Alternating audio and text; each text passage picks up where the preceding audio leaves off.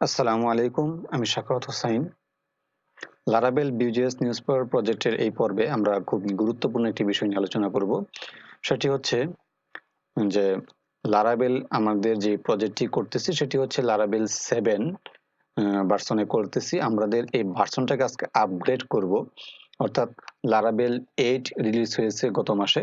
তো আমাদের এখন যে প্রজেক্টটি আমরা করতেছি সেই প্রজেক্টটিকে যদি কন্টিনিউ করি, তো সেই ক্ষেত্রে আমাদের 8 যদি চলে আসে তাহলে আমাদের একটু সুবিধা হতে পারে, অথবা এরকম হতে পারে যে অনেকে আমরা 8 নিয়ে কাজ করতে যাচ্ছি। আরেকটি বিষয় হচ্ছে যে আমাদের পরবর্তীতে বিভিন্ন ধরনের ফিচার, বিভিন্ন ধরনের সিকিউরিটি এবং বিভিন্ন আমাদের ভেন্ডরগুলি চেঞ্জ হয়, আপডেট হয়, সেই ক্ষেত্রে আমাদের লেটেস্ট ভার্সনের সাথে থাকাটা বেটার। তো যেই কারণে আমি চাচ্ছি যে আজকে লারাবেল 7 কে আজকে লারাবেল 8 তৈরি করে ফেলবো, অর্থাৎ আমাদের যে প্রজেক্টটি আছে সেই প্রজেক্টটিকে এখন লারাবেল 8 দ্বারা পরিচালিত করব। তার জন্য আমাদের যে রিকোয়ারমেন্ট আছে, আমাদের সেই রিকোয়ারমেন্টগুলি অবশ্যই ফিল আপ করতে হবে। আমাদের পিএসপি ভার্সন মিনিমাম 7.3 থাকতে হবে।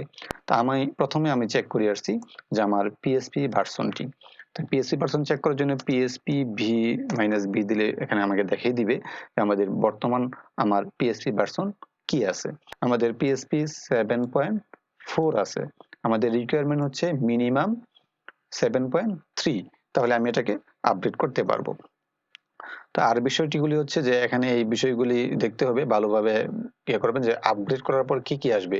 হাই ইম্প্যাক্ট চেঞ্জ, লারাবেল এই 8 এ অনেকগুলি ফিচারকে চেঞ্জ করে দিচ্ছে।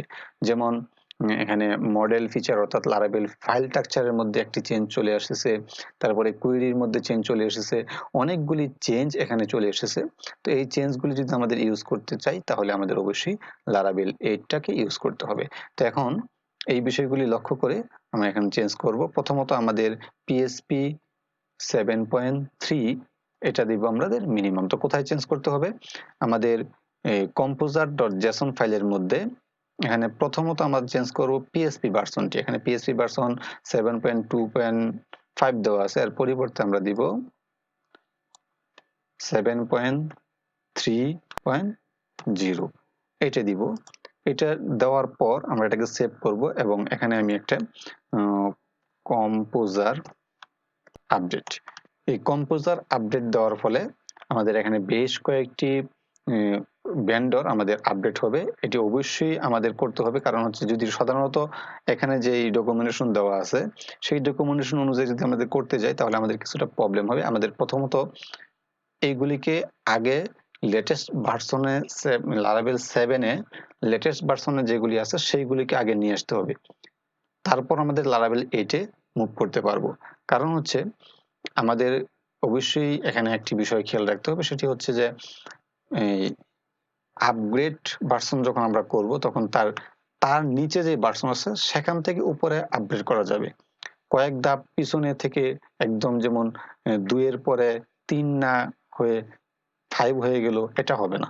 2 এর পরে 3, 3 এর পরে 4, 4 এর পরে 5, এরকম ভাবে সিরিয়ালি আসতে হবে।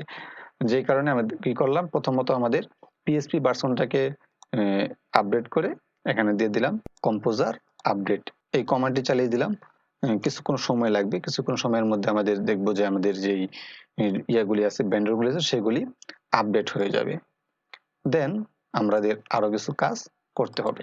আমরা দেখতে পাচ্ছি কম্পোজার আপডেট, সেই আপডেটটি সাকসেসফুলি ভাবে আপডেট হয়েছে। এখন আমাদের আর কিছু কাজ করতে হবে কম্পোজার ডট জেসন ফাইলের মধ্যে। এখানে আমরা কিছু চেঞ্জ করব। তো কি চেঞ্জ করব আমরা একটু ডকুমেন্টেশন থেকে দেখে আসি। আমরা ডকুমেন্টেশন দেখতেছি গাজল এসটিটিপি, এটা আমাদের 7.0.1 হবে। গাজল এসটিটিপি 6.3 এর পরিবর্তে আমরা এখানে দিব 7.0.1। তারপরে হচ্ছে ফ্যাসেট, এটা আমরা দিব 2.3.6, 2.3.6। দেন এখানে হবে লারাবেল ফ্রেমওয়ার্ক 7 এর পরিবর্তে হবে 8। দেন লারাবেল ইউআই 3.0, লারাবেল ইউআই 3.0। দেন কোলিশন 5.0, 5.0। দেন আছে পিএইচপি ইউনিট 9.0 9.0 আর আমাদের যেহেতু আমরা লারাভেল পাসপোর্টটা ইউজ করেছি, লারাভেল পাসপোর্ট এখানে আছে 9.2, এখানে হবে 10.0।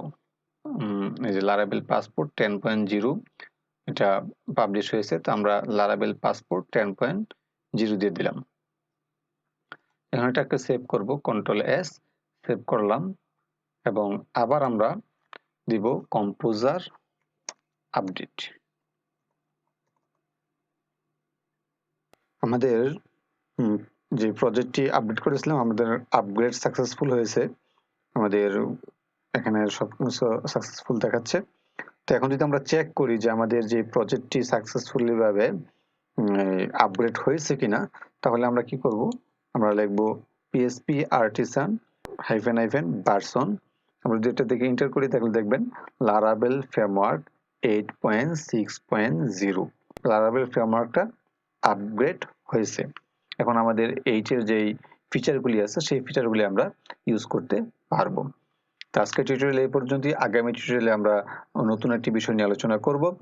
তো আগামী টিউটোরিয়াল দেখার আমন্ত্রণ জানিয়ে আজকের মতো এখানেই বিদায় নিচ্ছি। আল্লাহ হাফেজ।